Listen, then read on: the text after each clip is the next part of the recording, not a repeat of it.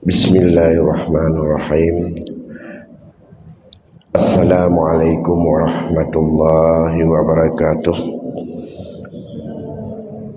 Alhamdulillah alladzi hadana li hadza wa ma kunna linahtadiya laula an hadana Allah. Allahumma salli wa sallim ala sayyidina Muhammadin wa man walah wa ala alihi wa ashabihi wa tabi'ina ila yaumil qiyamah. Allahumma salli ala sayyidina Muhammad wa ala ali Muhammad. Amma ba'd. Tunggu-tunggu sidang jamaah yang dimuliakan Allah Subhanahu wa taala. Kembali pada malam ini kita lanjutkan berkaitan dengan ilmu faraid yang merupakan nisful ilmi, kata Rasul, bagi kita hamba yang beriman kepada Allah. Setengah kesucian hidup kita dalam mencari dan memanfaatkan sesuatu yang halal itu setengahnya ada pada masalah faraid. Oleh karena demikian, minggu lalu sudah kita bagaimana suatu kegigihan dari Khulafaur Rasyidin Sayyidina Umar yang merupakan orang yang begitu cerdas tapi begitu selektif dan begitu berhati-hati dalam menyelesaikan dan dalam menetapkan dan untuk memutuskan suatu kasus berkaitan dengan hukum faraid ini, karena Allah di dalam ayat-ayat Al-Quran telah begitu rinci menyampaikan kepada siapa sesungguhnya harta ini beralih dan berapa masing-masing ahli waris. Kalau itu sudah keputusan Allah, maka yang halal tidak bisa dirubah oleh keputusan manusia. Bismillahirrahmanirrahim. Sesuatu yang ketetapan Allah itu adalah yang halal dan itu sudah ada nas yang shareh, maka tidak berlaku di situ untuk mengalihkan kepada kesepakatan ataupun kepada pemikiran dan rasionalisasi manusia. Walaupun kadang-kadang keterbatasan akal manusia ini selalu terbatas, karena Allah pencipta akal manusia, sehingga bagi orang yang imannya tidak mendalam dan tidak yakin, berani kadang-kadang menyampaikan. Banyak sekali hukum Islam itu adalah di luar nalar logika hukum. Itu mereka katakan sama dengan ketukum Allah itu banyak yang di luar nalar logika daripada manusia. Kalau di luar logika nalar manusia, yang memberikan akal dan memberikan nalar itu siapa? Ya Allah. Masa lebih besar nalar manusia dengan tempat Allah?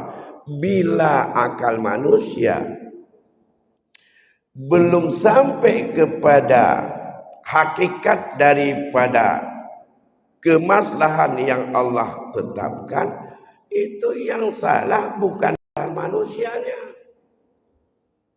tapi akalnya yang belum bisa untuk sampai kepada apa yang ditetapkan oleh Allah.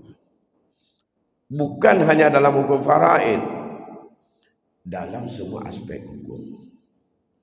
Lebih-lebih kata-kata rancu itu banyak kita dengar saat-saat begitu ada ketetapan dengan KUH baru, seolah-olah kanun Aceh itu di luar nalar, keputusan MPU itu di luar nalar, ya, di luar nalar manusia.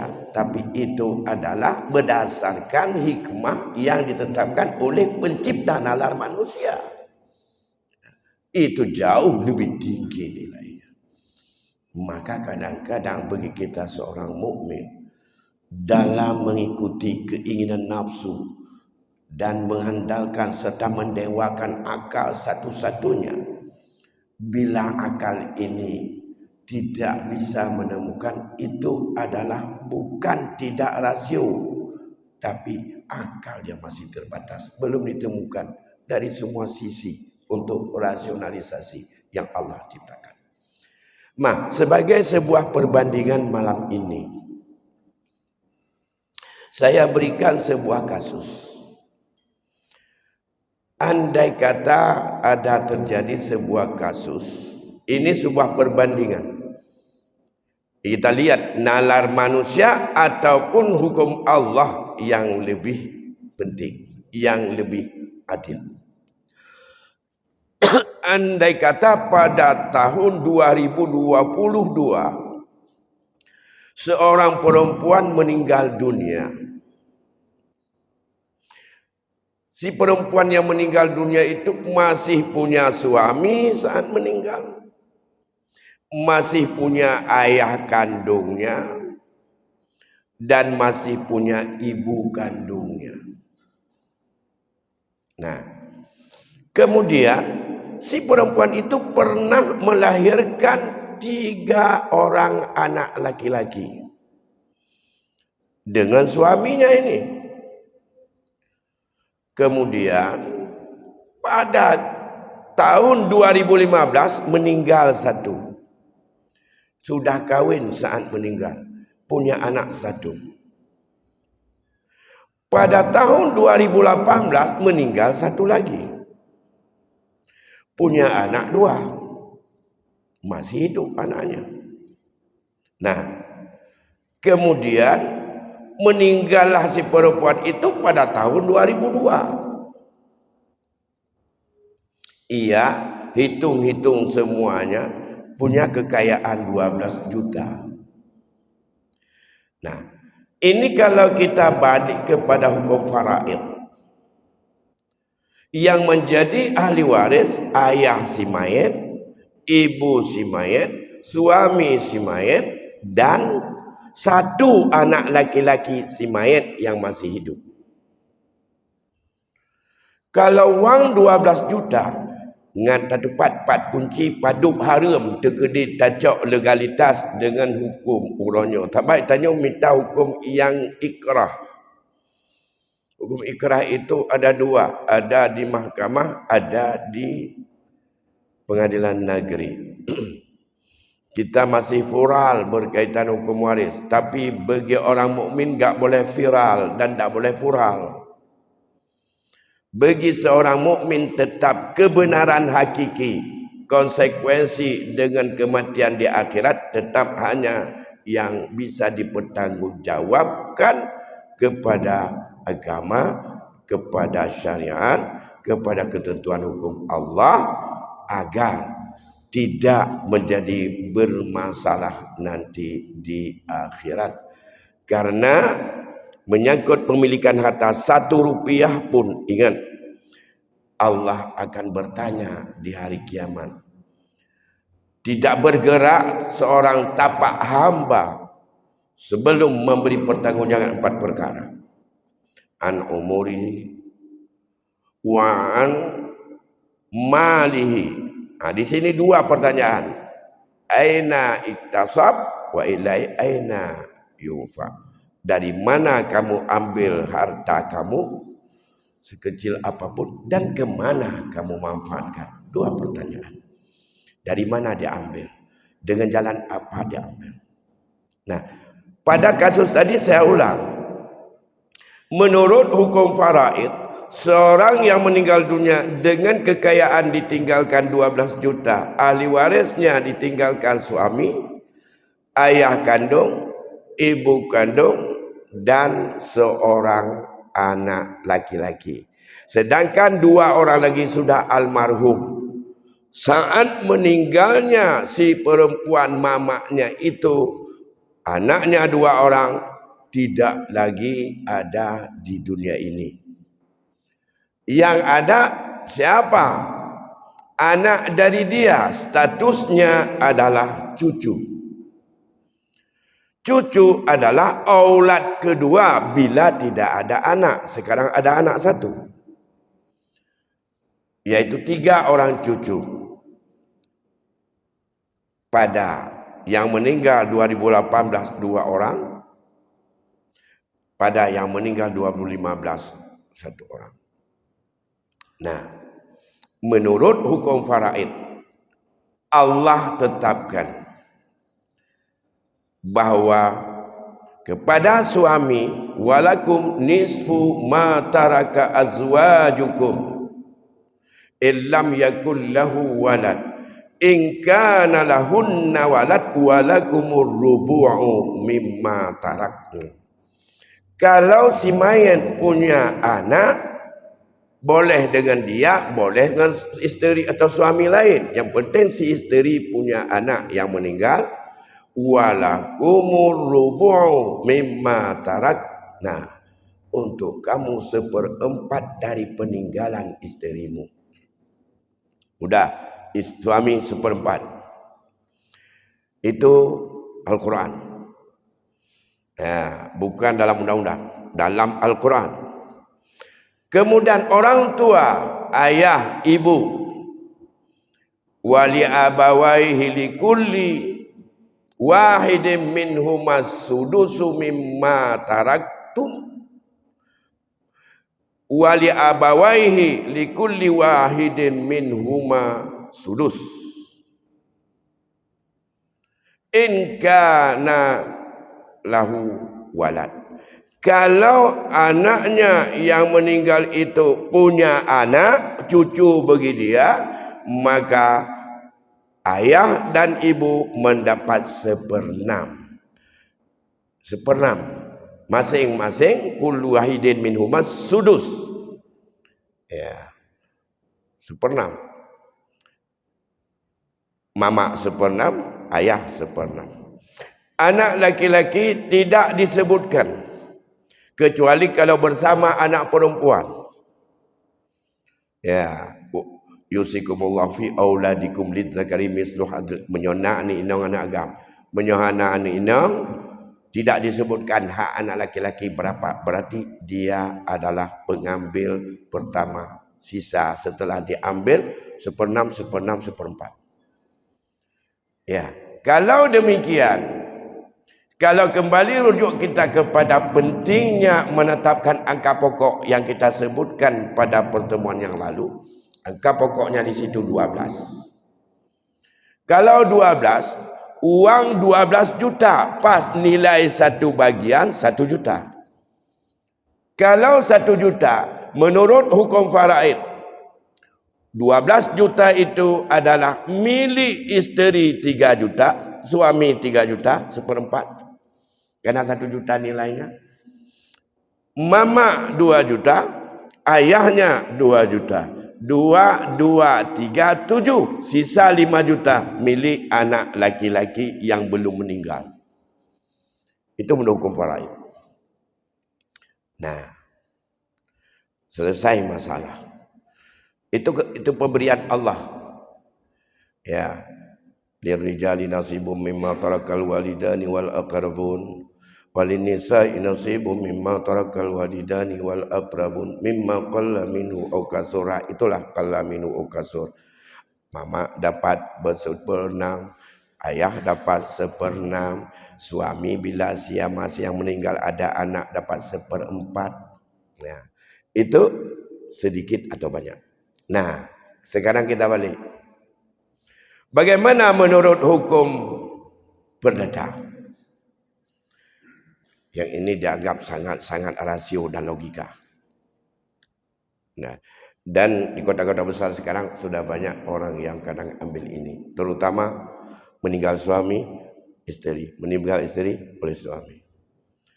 Karena seperti kita tahu dan pernah kita sampaikan, dalam hukum BW yang dituangkan dalam hukum perdata KUHP, bahwa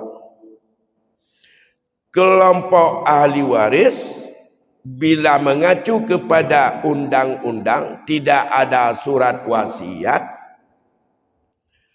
adalah dibagilah ahli waris itu kepada 4 kelompok.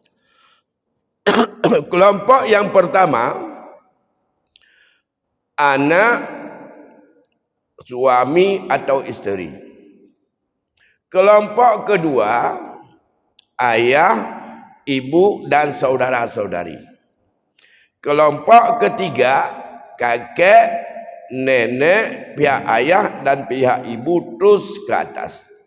Kelompok keempat, apa atau paman dan terus untuk di samping-samping dan anak-anaknya. Itu yang dibagi saja. Ke bawahnya tidak dibagi.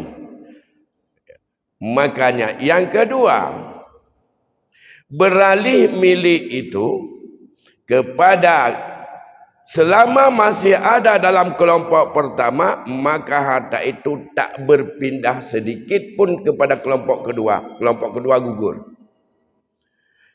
Ya, satu. Kalau demikian, pada kasus tadi, ada pernah melahirkan 3 orang anak laki-laki.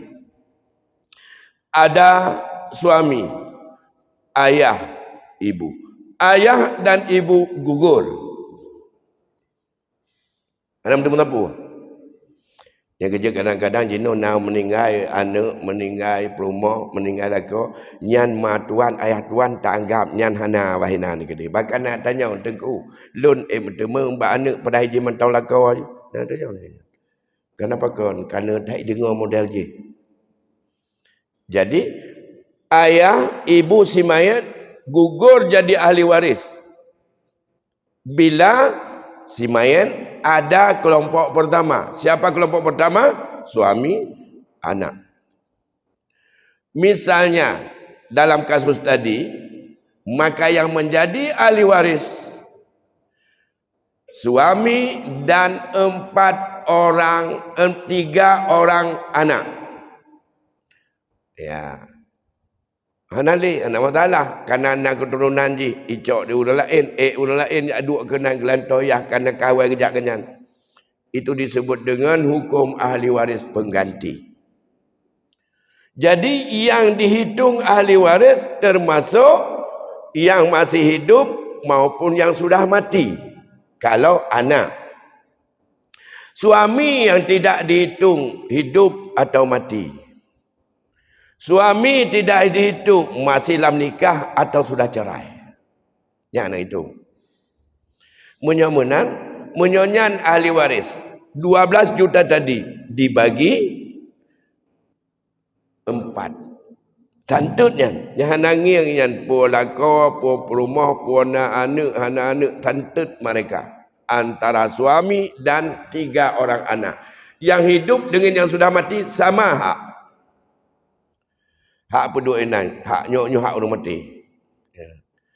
Orang gemai dia orang mati. Dalam Islam tidak punya potensi milik dia orang mati.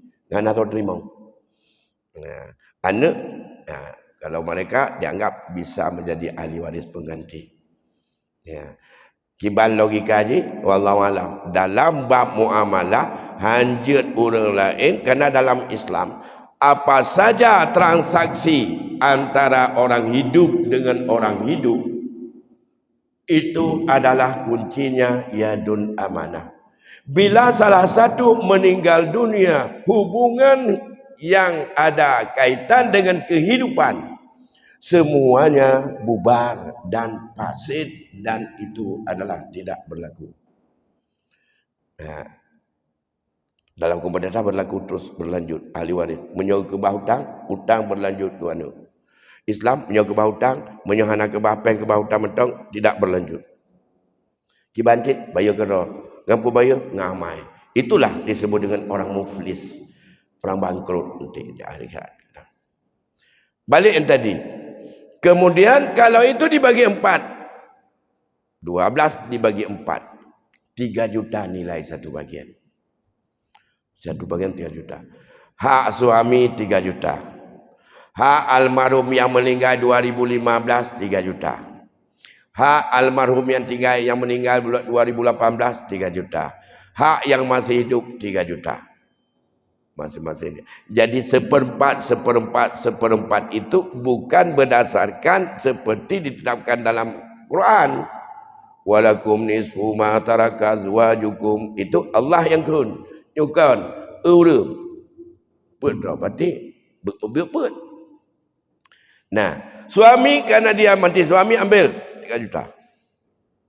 Anak yang masih hidup, yang masih ia 3 juta ambil.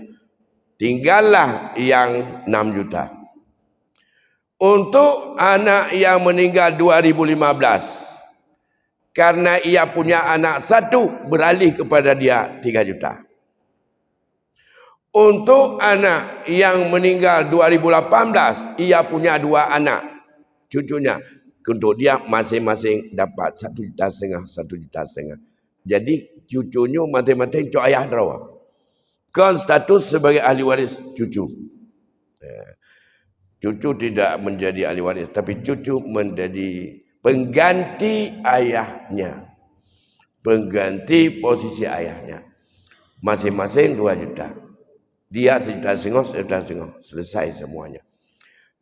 Perlu saya sampaikan, ada 4 juta hak ibu dan bapa. Ayah masih hidup, mama masih hidup si mayat. Hak mereka 4 juta. Hak mama 2 juta. Hak ayah 2 juta. Sekarang tidak dapat sayang sekali. Yang 2 juta ini kemana lari? Sedangkan hak suami tetap dalam kasus ini 3 juta. Dengan faraid juga 3 juta. Karena tidak terjadi aul. Nah, anak laki-laki yang masih hidup, hak dia hilang 2 juta. Seharusnya dia 5. Sekarang dia ambil 3 juta. Ada dia. Hak dia 2 juta. Ada 6 juta. Ya. Tadi hak anak laki-laki seharusnya 5 juta. Dia terima 3. Karena sisa dari 12. 5. Hak suami 3. Hak mama 2. Hak ayah 2. 3, 2, 2, 7. Hak anak laki-laki ini adalah 7. Hak laki-laki ini tinggal 5. Sekarang ia mendapatkan 3. Maka hilang hak dia 2 juta. Menurut hakikat hukum. Atanyan gadoh hidupnya. Di akhirat anak gadoh. Mentau milik dia. Di akhirat milik dia. Kemudian mereka tadi ada 6 juta. Cucu 6 juta yang mengambil hak daripada kedudukan ayahnya, masing-masing dapat 3 juta. Ini adalah bukan miliknya. Karena di situ milik kakeknya 2 juta, milik neneknya 2 juta, milik pak wanya yang belum meninggal 2 juta.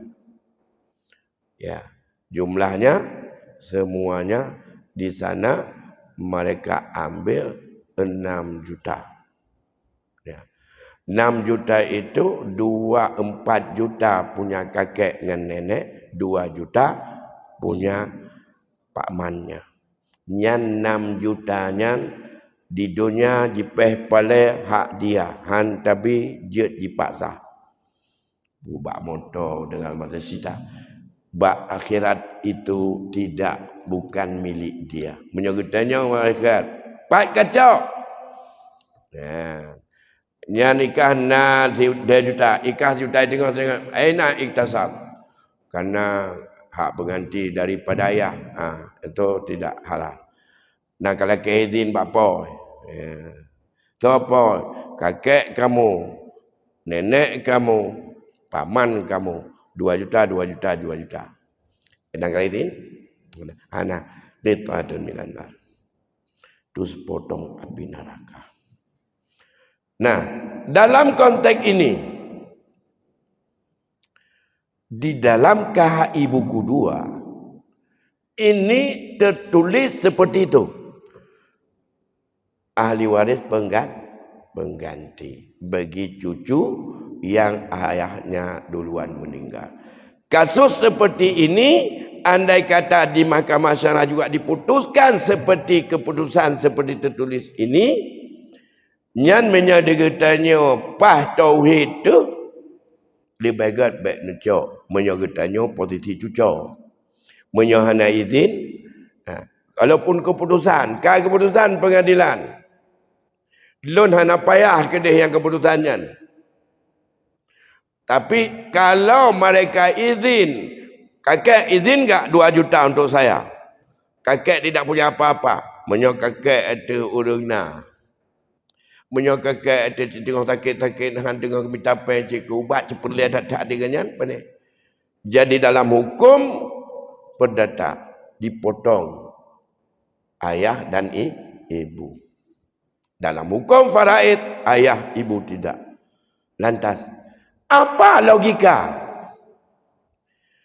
Kita pakai rasionalitas. Apa logika? Mengapa Islam memberikan kepada ayah dan ibu ada hak? Karena ayah dan ibu umudain. Antara anak dengan ayah, 2 kekuatan dalam keluarga yang saling untuk terkait dengan kewajiban memberi nafkah. Anak ditinggal oleh orang cik yatim, yang beri nafkah adalah kakeknya. Ayah dalam kehidupan sehari-hari jatuh bangkrut dan tidak punya apa-apa, hingga melontar-lontar tiap ura payah aduk bak timpang perut laki atau yang teruk dan kedua lah mentarik urau. Karena hana pun kepaju nyayang dosa dan tertawa anak ke kewajiban ada anak beri nafkah kuyah. Anak ji napu dipaju ubena dipaju ke wajib jibi kuyah ji ubena menyodek sama-sama ada. Demam pertanyaan nadum nanjai ulu muat bak timpang perut orangnya. Nyan puhana anak ke dong? Menyaganyan mantau muda puhana ayah ke? Mudai. Maka tetap menyona anak. Kak, sekarang anaknya meninggal, yang perempuan. Mamaknya sudah meninggal. Jalur mamaknya, siapa yang akan memperhatikan dia? Di samping masih ada ayahnya. Adalah kakek dan mamaknya. Nyanhan putuh hubungannya. Kalau hari ini kakek dan mamaknya sakit, nah, maka cucu ini bertanggung jawab walaupun pihak daripada mamaknya satu lapis. Ini dalam umudai, dalam nafkah. Maka keadilan Islam melihat fungsi harta terhadap kehidupan mereka yang harus untuk saling diberi, kewajiban memberi dan ada kewajiban mengeluarkan. Nah, siapa yang butuh harta dan ia harus untuk mengeluarkan harta dan ia masih dekat. Lantas dengan hukum perdata, begitu ada suami tadi gak ada anak sama sekali, tak berpindah spesial pun kepada ayah dan ibu. Sedangkan si perempuan ini kawin dengan dia belum tentu dari nol. Bisa saja dia sudah punya, seperti Rasulullah kawin dengan Suwanti Khadijah. Karena tak pernah kebangun rumah tangga. Bahkan Rasul didukung oleh kedermawanan daripada Ummi Khadijah. Dan dengan itulah modal untuk mengembangkan dakwah. Kaya raya Tuan Khadijah. Ya, ada yang mengkawin. Nya menyolah hukum data ban meninggal titik Khadijah yang ngan mak genya degedi mentaunya hana tapuna. Tapi mandum-mandum warisan ke belakang. Itanya menanti diurinau. Yang kedua, yang disebut dengan harta simain, apa saja dalam keluarga itu tak dilihat asal usul dari mana datang. Apakah itu harta tuha, harta muda, harta lahir duda, harta lahir awal, terserah. Apakah hibah orang, apakah warisan, gak lihat. Ini makanya dalam konteks ini bagi suami isteri sangat-sangat penting bagi yang tidak punya anak, tidak punya cucu. Mereka merasa bahawa lebih adil baginya dengan begini, tidak berpindah kepada suami isteri. Akibatnya juga kita tidak berpikir seperti itu. Mantau tak harga, yah tuan, temak tuang, temunya perumah, temeninggal, nah agaknya. Permasalahan hari ini menghargai sama. Menyamantau dep tak mujak-jak, menyona belanja tajuk becut. Tapi persoalan kita terkontaminasi pemikiran dalam bentuk yang lain. Seperti dalam kasus tadi. Seorang meninggal dunia. Siapa? Seorang wanita. Suami masih ada. Anak masih ada 1. Cucu ada 3. Apa kata suami? Karena mamakmu sudah meninggal. Semua ini tak perlu untuk kita bagi dulu. Kan masih ada ayah. Ini lain lagi. Ini pemikiran adat mah. Bukan 1 kali 1 2. Bukan kali 1 tambah 1 2. Tapi pikiran sosial. Kalau sekarang kami hidup berdua, rumah kami bangun berdua, sawah kami beli berdua, punya saya diambil oleh mama, punya mama saya ambil, kami hanya fikir-fikir. Bisa bicaralah oleh suami isteri siapa saja, karena tidak hanya dengar oleh orang mati. Kalau demikian, untuk apa kita bagi? Dah kalau saya bagi nantikan kalau kamu menderita, kan saya juga bertanggungjawab. Tapi tak balik. Tapi bagaimana kalau saya jadi buaya, siapa yang bertanggungjawab? Milik kamu. Yang dia balik. Artinya, sekarang suaminya yang buaya. Habis dia habisin semuanya. Habis yang minta. Habis yang pulau. Habis mengkawin dengan orang lain. Kemudian anak ini mana harta dari mamaknya? Pernah meninggal mamaknya? Punya enggak warisan? Tak pernah ada. Terus berlanjut. Tabuk 1. Okeylah dengan anak-anaknya. Sudah dia bisa dapat setuju. Hana setuju takut mereka kan ayah. Utawa dema ayah. Nyan bapegahnya cukup gailuk orangnya. Tapi pernahkah dia minta izin apa yang dia pakai ini kepada ayah tuannya dan mamak tuannya masih hidup? Ini dibiarkan. Kalau sempat kita teliti hari ini, sudah dibagi secara musyawarah mufakat. Lantas, siapa yang kamu duduk musyawarah? Dengan siapa kamu mufakat? Biasanya itulah suami dengan anak dan cucu-cucunya. Jarang menghadirkan ayah tuan dan mamak tuannya. Dianggap ayah tuan dan mamak tuan itu adalah bukan ahli waris. Dianggap kalau di tengah buat 3 gak itu pun ahli waris, tapi karena le orang yang hana tu punya seolah-olah dia ahli waris puan, maka gak ahli waris. Dia dengan tuan pi malai ke nur adat. Alah meninggal tahu BO yang tanya pitan tabi ke cucu tantang ungkit bah kemenang. Ura tanah laki hana mangat ikun digam. Tadi bawalah perasaan sosial. Perasaan sosial tak pernah ikhlas. Bukan ikhlas dia berikan itu. Apalagi suaminya udah kawin lagi dengan anak yang lain, dengan orang lain. Ia kemana dibawa? Ikhlas tidak pernah terwujud, tapi yang ada hakma. Ana me'oh. Takut dicerca oleh masyarakat. Itu yang terjadi. Ini berkaitan dengan perbandingan. Jadi tahu urus ulun Tuan Bandung. Menyona kasusnya yang laginya, saya menawarkan jangan cari alternatif kalau sayang kepada cucu. Oleh pamannya sayang juga anak adik kerana ada hubungan keluarga. Sayang juga ke cucu. Tidak perlu harus lari kepada hukum perdata. Islam masih memberikan solusi lain. Tapi bukan dalam bab faraid. Tapi itu masuk dalam bab wasiat al-wajibah. Walaupun wasiat wajibah itu tidak kita temukan dalam kitab-kitab klasik sebahagiannya.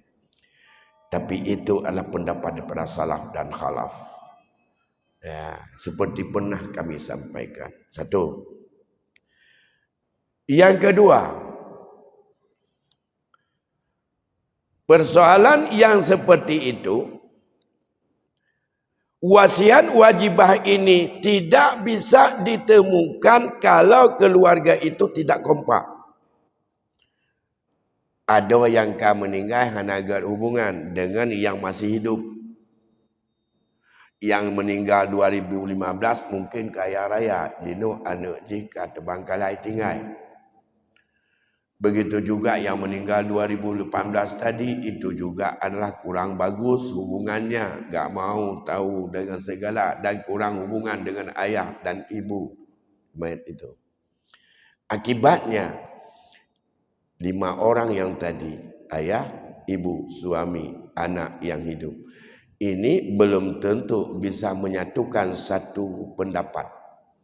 Belum tentu bisa disatukan satu pendapat kita berikan kepada mereka sebelum pembahagian pusaka ini hak wasiat wajibah.